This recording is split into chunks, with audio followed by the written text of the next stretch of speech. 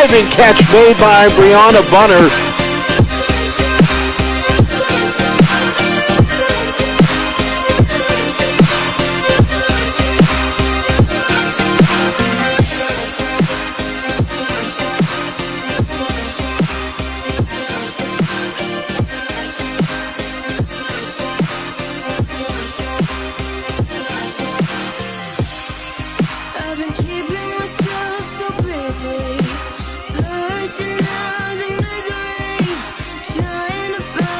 That is the third goal of the game for Keeley.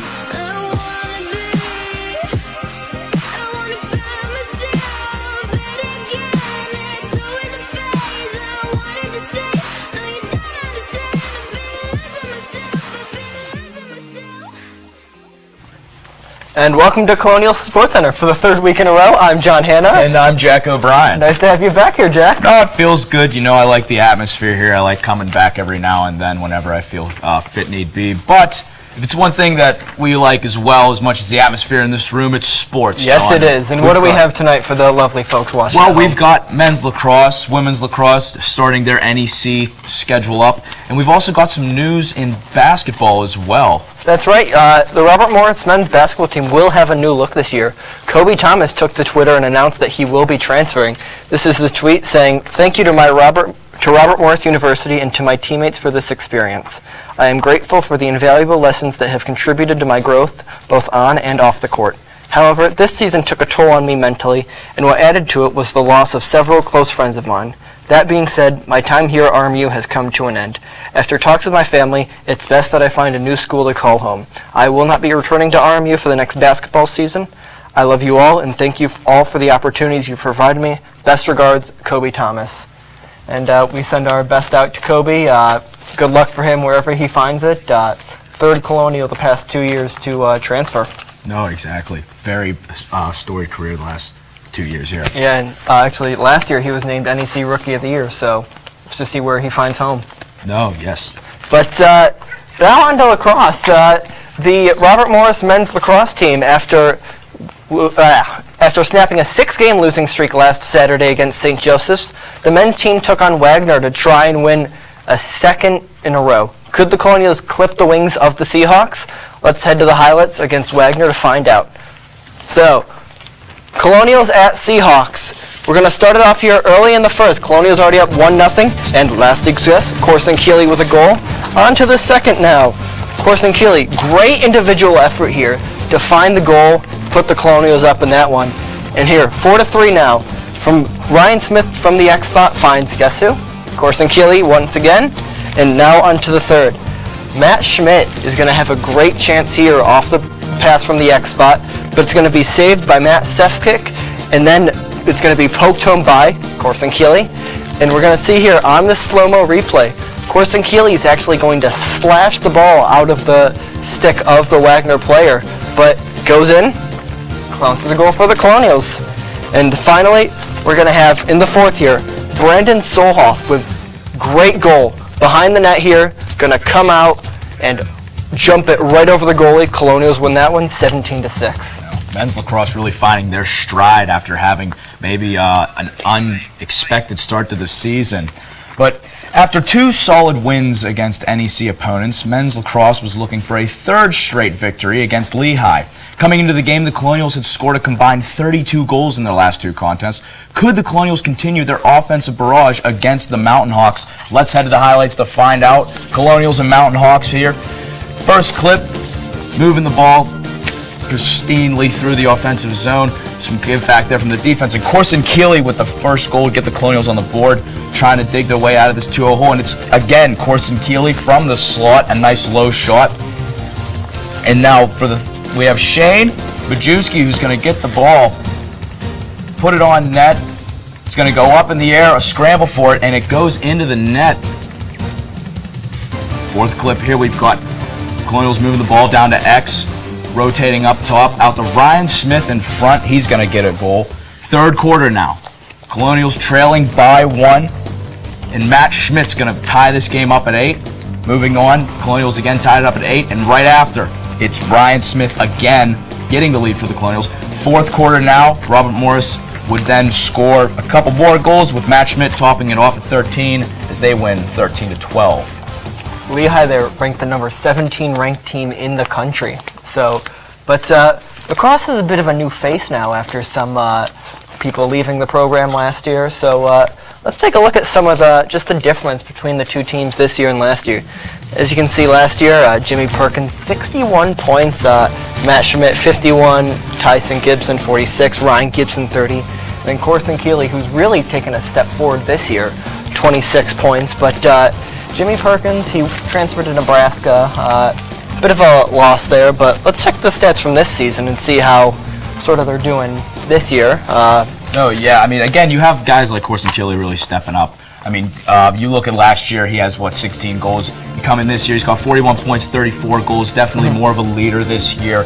Ryan Smith doing his part with 28 goals, 43 points. Tyson Gibson's still there, making waves, and Matt Schmidt having 27 points this far into the season after posting 51. Kind of a decline in point progression, but again, Corson Keeley, 6-goal effort was it? Yeah. Recently, he's been stepping up. You're seeing a lot. You're seeing a drive from these guys. They know that they've had a couple. I can't find myself. But they've definitely had new guys this year stepping up. Yeah. They've been filling the roles, especially with Jimmy Perkins leaving last year. You've seen the young guys really come into their own. But we've talked a lot about men's lacrosse. Now let's go on to women's lacrosse. They started their NEC season against Wagner, just like the men's team last Saturday in Staten Island. Could the Colonials start the NEC play strong? Let's head to the clips to find out. So, Colonials at the Seahawks here. We're going to start things off here in the first. Great individual effort by Sophie Eureka. Eureka! She scores! Again, another great effort by Eureka. Goal again by Eureka. Shannon Lynch here from behind the net. Going to give the defender a little spinorama. Put it right in. And now, in the second half, we're going to find Megan Krause going to take the ball up to the slot, find it Mackenzie Gandy, who she's just been lights out for this team this entire year. Both the Gandy twins have. And now Krause is going to actually keep it this time, make a little stutter step, put it in top shelf where Mama hides the cookies. And now Kelly Flynn is going to have the ball, shoot it, assist by Melanie Gandy. And then, as we see here, just a great individual effort again by Mackenzie Gandy for the goal. And then ending things up here, Mackenzie Gandy again. Colonials lose this one, unfortunately, 17-7. No, a tough loss there. And after a tough loss against Wagner, it left women's lacrosse looking for a redemption after a disappointing outing. Sunday offered the Colonials that chance in their second NEC conference game of the season versus Mount St. Mary's. Let's head to the highlights to see if redemption is what the Colonials found. Colonials taking on the Mountaineers. Colonials, first goal here, Zalia Zolis, my apologies, gets the first goal from Colonials after driving into the zone. Right here you've got a great save. Not a lot of offense from the Colonials in this one. It was more of a defensive game. In the second half here, we've got a free shot, big save on Robert Morris here. Again, not a lot of offense for the Colonials. Right here, another big save, trying to get back in this one at 6-1. At 9-1 here, we've got a goal from Shannon Lynch trying to chip away at this margin. Again, we've got Thalia Zolis, her second of the game. She's going to get in and make this 9-3, but unfortunately, it wouldn't be enough as RMU fell to the Mount 14-3. But what do we have for the folks coming up after the break here, Jack? Well, after the break, we've got Tyler more Gallows sports in the for you studio. guys to check out, so stay tuned, and we will get back to you after the break. Hey, Dad. I need your help asking Jessica to prom. Of course. Love is like the ocean. You have to tread the Oh, waters. Dad. That's not the kind of help I needed. Hey, Jessica. Will you go to prom with me? Yes. You don't have to be perfect to be a perfect parent. Thousands of teens in foster care can't wait to share their first with you. Let me tell you about the toughest guy on earth. He has the crazy strength to lift the man that raised him up without even flinching. This guy, no, this warrior, will always be by his father's side, even if his dad will hardly remember. If this guy isn't the toughest guy on the planet, then I don't know who is. Caregiving is tougher than tough. Find the care guides you need at aarp.org/caregiving. What do you think you're doing, Kevin? Was just gonna drive home. There are several warning signs present that you shouldn't be driving. Like hearing voices? Like your text-to-emoji ratio? Oh man, the selfies. Selfie nailed it. We all have warning signs that let us know that we're probably not okay to drive. Mine is pretending to be your subconscious. Greg, come on man, let's split a ride home. Hey Bobo, do trees tell each other stories? I'm sorry. I'm afraid I don't know that. Hey, why don't we go find out? Listen. Can birds draw pictures? I don't have an answer for that. Dad, do stars visit their friends? Look!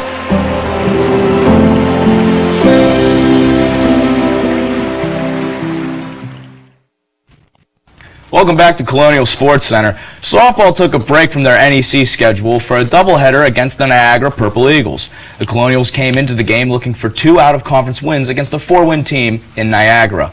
The game started quietly until the bottom of the 3rd inning when Taryn Miller crushed a high fastball over the center field wall to give the Colonials a lead at 1-0. Fast forward to the top of the 6th inning where Niagara would rally to make the score 6-1 due to a bit of a late game collapse by Robert Morris, but the Colonials would have a rally of their own to close the margin to 6-4 after Taylor Bartlow singled to left field to bring 2 runs in and Brittany Seibert doubled to bring Bartlow in from first. With the chance for some late game heroics as Bartlow RBI'd to make it a 1-run game, but it would come down to base running as the Colonials fell short 6-5 to the Purple Eagles. Well, after their comeback against Niagara fell a bit short in the first game, the Colonials and Purple Eagles were back in action for the doubleheader. Let's take a look at the stats to see if the Colonials could manage a split in this one. And the Colonials would do just that, shutting out Niagara at 2-0 in this one. Erica Bell had an RBI single, while Taylor Bartlow scored on an error in the second. Tonight's guest, Caitlin Elsie, pitched all 7 innings for the Colonials, giving up no runs and allowing 1 strikeout in that one. Looking for their first set of consecutive wins since March, the softball team took on Youngstown State following the split series against Niagara. The Colonials were 10-6 all-time against the Penguins coming into the doubleheader. Let's check out the clips to see the results of this one. All right, Colonials and Penguins, that's a matchup you'd love to see in real life. Right here, we've got Laura Coulter on the mound, get a nice strikeout here early. YSU leading early, Colonials making sure that they keep them in check. There's a steal by the Penguins. Another strikeout for Laura Coulter, she was good on the mound. Here's a hit, drop it right into the gap in between shortstop and left field, get some guys on base, or girls on base, excuse me, this is not baseball. We've got more action here, another great hit into the left field, right into the left field, left center gap. Colonials making a push, making it interesting. Bases loaded. Here is the pitch, and she will be hit with the pitch. That'll bring a run in, 3-1. Colonials knocking on the door of a comeback. There's a walk, and in a walk, another run in, but the Colonials would fall short, 3-2 to the Penguins. And similar to the Niagara games, the Colonials came into Game 2 of this series with Youngstown State, also hoping to prevent a sweep. Could the Colonials go for 2 for 2 in preventing sweeps? Let's head to the highlights from the North Athletic Complex to find out. So, again, Colonials at the Penguins here. And we're going to start things off with Abrielle McCartney, RBI single. And as you can see here, Erica Bell is going to slide in to score, no throw there. And here we're going to have, as you see, Erica Bell, nice slide here to score. And here we're going to have, again, Abrielle McCartney, RBI double. And just watch this. Brittany Seibert is going to run the bases and score all the way from first base. Great performance by her. Again, more pitching by Youngstown State is going to walk with the bases loaded. It's going to score Abrielle McCartney. And now Taryn Miller hit by the pitch, again with the bases loaded. Brittany Seibert's going to score a 4-0 up now for the Colonials. And now, as you can see, Colonials are going to actually leave one here as Alex DeLeon is going to score on a first base error by Abro McCartney. If we can see it here, it's just going to go right by her glove. You think he got it, but just doesn't get it. But now, we're going to send it over to Tyler Gallo, who has some softball interviews for us. Tyler, what do we have? That's right, John. I am here with Caitlin Elsie and Laura Coulter of the softball team.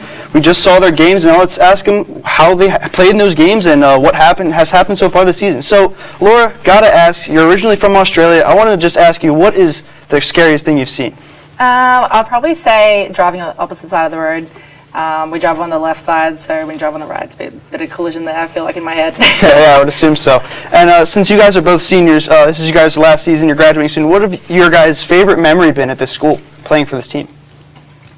Good. I would say mine was a 15-inning game my freshman year. We both pitched in that game, and it was a pretty special memory to be a part of. I would say our freshman year, we were in kind of a slump, a losing streak actually, and we went to Florida and beat some ranked teams, and it was pretty exciting. Yeah.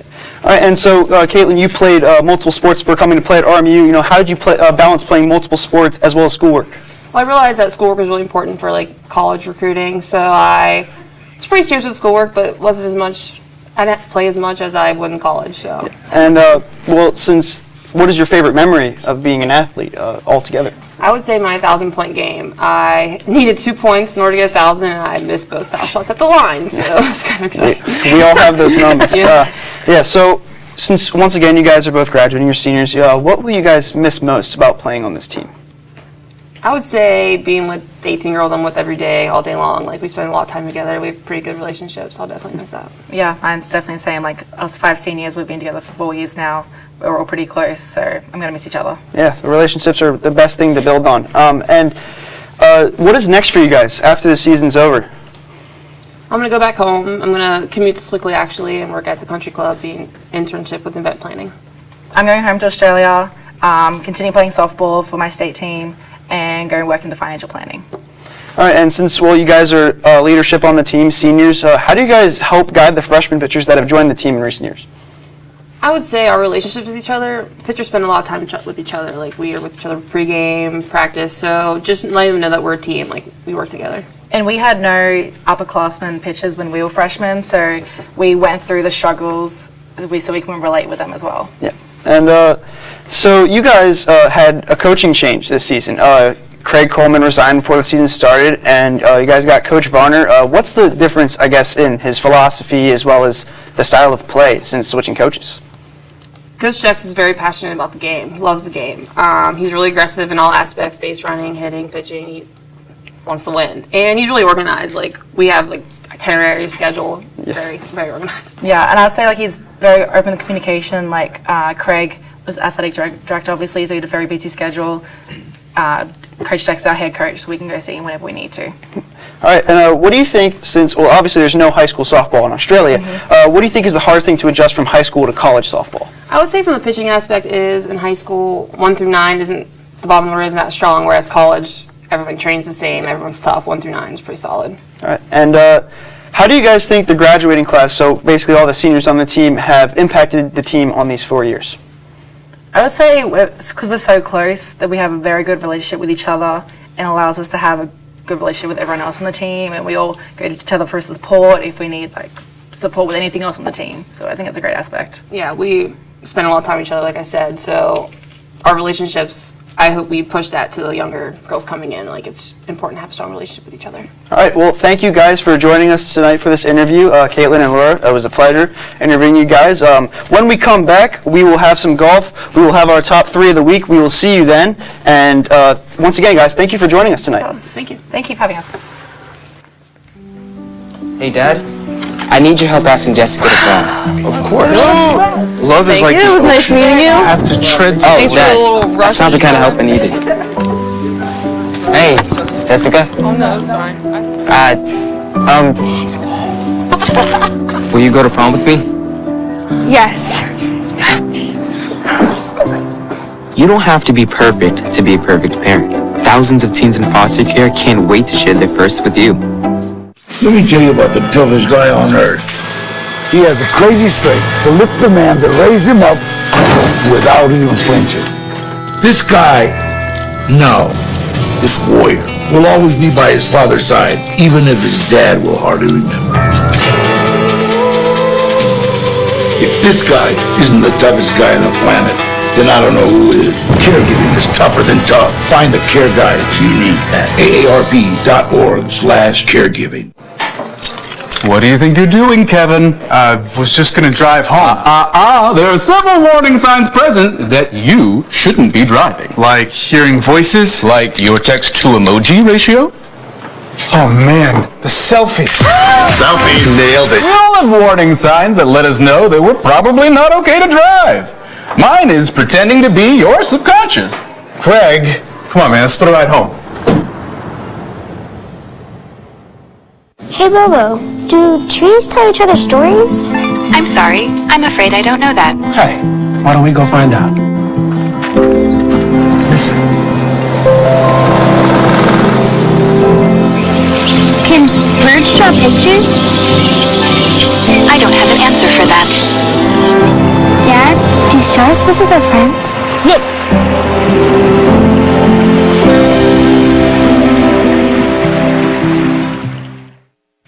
After winning last week's Abarta Coca-Cola Collegiate Invitational, the Robert Morris golf team was back in action for the Towson Spring Invitational in Graysonville, Maryland. Let's look at the stats from day one to see how the Colonials would fare. So, team-wise, Colonials not really in the mix of things here. Tied for 9th, 301 total strokes, 14 points behind Youngstown State, who was in first.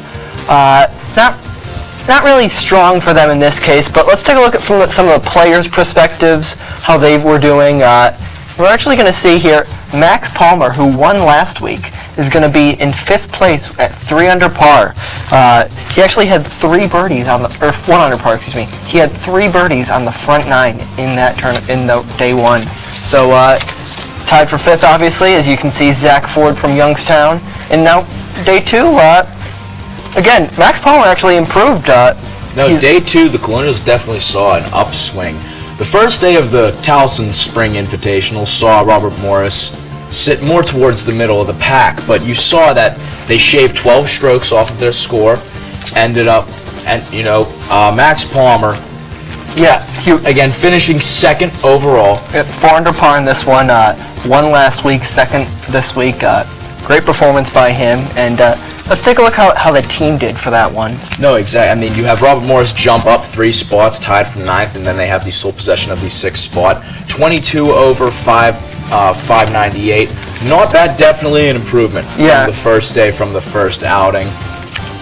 But so we had some good performances over the week from different players. Who are your top 3 for this week? Well, my top 3 performances, I'd say I'd go with Corson Keeley scoring 6 goals. A great outing for men's lacrosse, getting 2. Again, you saw 2 blowout wins, and then you were thinking maybe they've caught their stride. And you have Tyson Gibson. You mentioned Gibson, 6 points as well. Exactly, and Taylor Bartlow versus Niagara, 3 RBIs, 2 runs, 2 hits. Again, 3 Colonials really going out, having a good outing as far as last week is concerned in recent games. Again, Corson Keeley 6 points. Tyson Gibson, as we've said before, versus Wagner. A great game against Wagner showed that this is still a team that can score as much as they did last year. And despite losing some of the players, as we talked about earlier. And then, as you mentioned, Bartlow, great performance in that game against Niagara. But coming up after the break, Jack and I are going to talk more about some of the games upcoming for the Colonials, what our picks to watch are. But we're going to toss it to break here. Stay tuned. Hey, Dad, I need your help asking Jessica to prom. Of course. Love is like the ocean. You have to tread the waters. Dad, that's not the kind of help I needed. Hey, Jessica. Will you go to prom with me? Yes. You don't have to be perfect to be a perfect parent. Thousands of teens in foster care can't wait to share their first with you.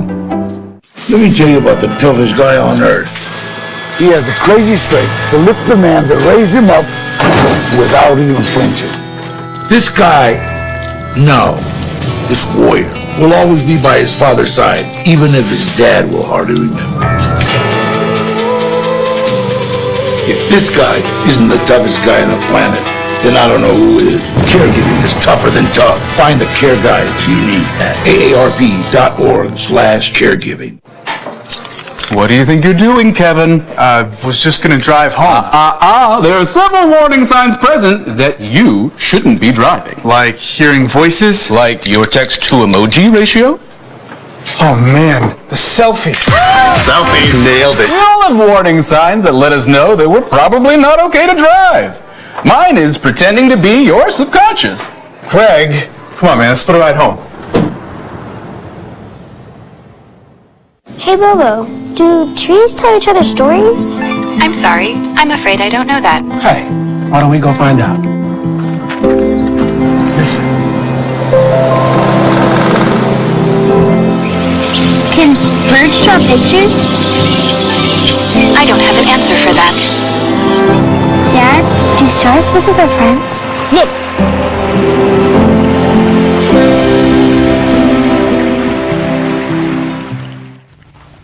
Welcome back to Colonial Sports Center, where we love sports. It's Masters weekend, everybody, so for my game of the week, why not keep the theme with golf? Yeah. It's warm weather. Everyone loves playing golf. You can play it with your dad, your grandfather. You can really play it with anyone. It's a sport for all ages.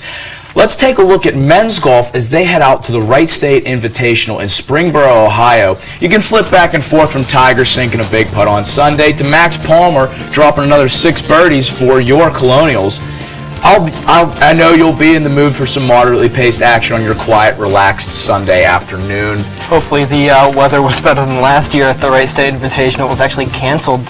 No, exactly. You're definitely looking for a better skies, clear skies. But you know what? I think the Masters just being in play this weekend, I think it gives a shield, a dome of protection over the sport of golf. It's good. I hope it's so. Good spirit. It's Yes, good it is. faith for the sport. Well, you're going golf. I'm actually going lacrosse. Men's lacrosse is going to take on Cleveland State in Ohio, in Cleveland, obviously. RMU 4-7, but they've actually really caught their stride, as we've mentioned over the past couple weeks. Of course, in Keeley, 6 goals against Wagner. Last meeting, RMU won 14-5 last year, so big performance by them again, hopefully this week. Exactly, definitely looking for another big performance. Got to look out for Michael Wilson with 12 goals, 25 assists with 37 points. He's lighting it up for Cleveland State. Hopefully the Colonials D-Pools will have a more easier time defending him than they had previous attackmen and midfielders earlier in the season. But like we've said, they've seemed to catch their stride. Yes, they have. And they've been playing better as of late. And again, I mean, in the beginning of the season, you saw a lot of people kind of doubt the team, saying, can they come back? Can they make it back to the NCAA tournament? From what you're seeing of recently, I'd say like, yes. yeah. I'd say for the most part, this team can go all the way back. Maybe make some waves again, even with the losses, as we've talked about earlier in the show. But it's definitely looking up for Colonials lacrosse. And we've just talked about 2 of the sports that they're going. There's a ton of spring sports coming up for the Colonials this weekend. So let's take a look at some of the upcoming games here for Robert Morris. This Friday, women's lacrosse against St. Francis. Again, they're looking for a little bit of redemption after the 2 losses, 2 kind of ugly losses against NEC opponents. Another NEC opponent, see if they can find their stride in conference play. And then when we move to Saturday, we've also got women's track with their outdoor. This is their 3rd outing. Yes, it is. Their outdoor campaign. That'll be going on all day as we've talked about men's lacrosse. And then, of course, we've got softball as well. Doubleheader against Wagner. We'll see if they can start again. And then on to Sunday, you mentioned men's golf and softball against Sacred Heart. And then that golf game is actually going to go both Sunday and Monday. Oh, yeah. I mean, Masters will end, but you know what? You've got your Morris. Colonials there to pick you up on Monday, keep you in the golf swing. The pun was intended there, folks. But what do we have? You mentioned the Masters, swing of things. Nice puns today, but that's all for this That's all for us at Colonial Sports Center, where we love sports, and we'll see you all in the week to come.